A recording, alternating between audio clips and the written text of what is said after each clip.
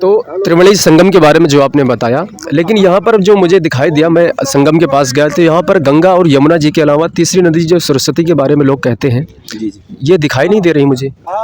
नहीं, इसका ऐसा है कि गंगा जमुना सरस्वती, तो गंगा जी दिखाई देती हैं और जमुना जी दिखाई देती हैं, और वहीं पर बीच में सरस्वती की धारा है जो कि सफ़ेद धारा में है, इसलिए उसको जल्दी देख पाना मुश्किल होता है। वहीं पर माँ सरस्वती विराजमान होती हैं, इसीलिए गंगा जमुना सरस्वती कहा जाता है। ये मोक्षदायिनी माँ गंगा है। गंगा तो हर जगह से बह रही हैं, कानपुर में बह रही हैं, लखनऊ में बह रही हैं, लेकिन ये मोक्षदायिनी माँ गंगा है। यहाँ स्नान करने से व्यक्ति को मोक्ष प्राप्त होता है और उसके समस्त मनोकामनाएं पूर्ण होती है। इसलिए एक बार अवश्य गंगा स्नान करना चाहिए माघ के महीने में।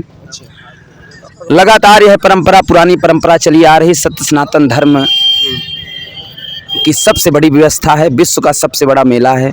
यहाँ पर दूर दूर से श्रद्धालु संत आते हैं, स्नान करते, एक महीने कल्पवास करते हैं। यह मेला कल्पवास एक महीने निरंतर चलता है। यहाँ श्रद्धालु रहते हैं, माघ मेले में स्नान करते हैं। और जहाँ पर अभी आप उपस्थित हैं, तो यह शिव शक्ति उपासक बाल योगी सरस्वती फलाहारी विक्रमानंद सरस्वती जी महाराज जी का ये स्थान, यहाँ कैंप लगा हुआ है, जहाँ पर अभी आप उपस्थित हैं। महाराज जी आपने नाम लिया उनका? जी, महाराज जी सामने बैठे हुए। आप एक बार कैमरा अपना घुमा दीजिए। थोड़ा सा इधर धुआं हो रहा है, धुआं की वजह से। पार्वती पतये हर हर महादेव, भगवान की जय।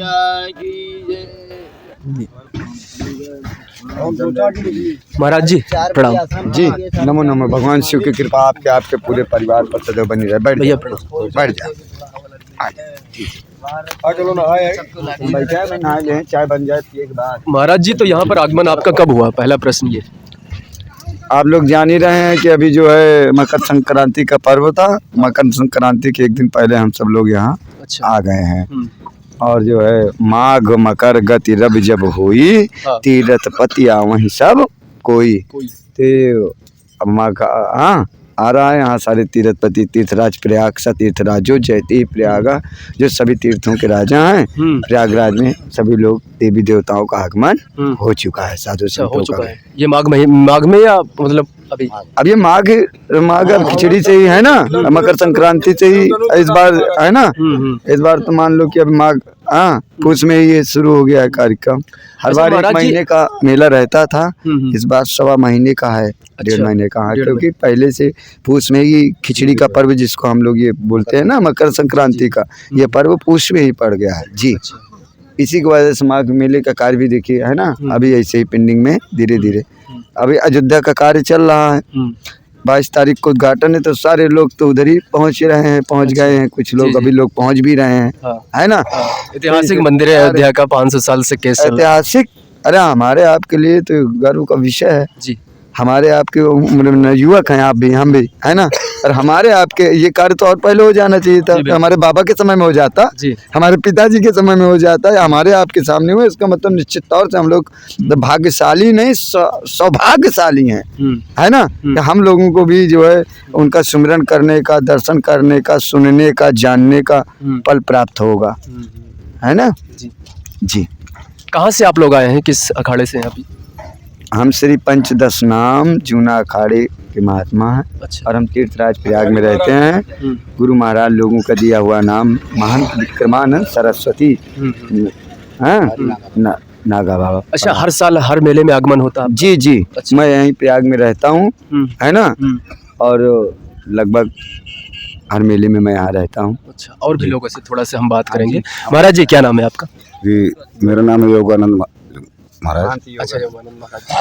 तो महाराज जी, मेले की विशेष कारण क्या है, इसका लगने का क्या है? कुछ ऐतिहासिक प्रमाण हमें थोड़ा बताने का प्रयास करें। ये सनातन धर्म से लगा रहा है, जहाँ की अमृत की वर्षा हुई है। कुंभ 4 जगह लगता है ना। अच्छा। हरिद्वार, उज्जैन, नासिक, प्रयाग।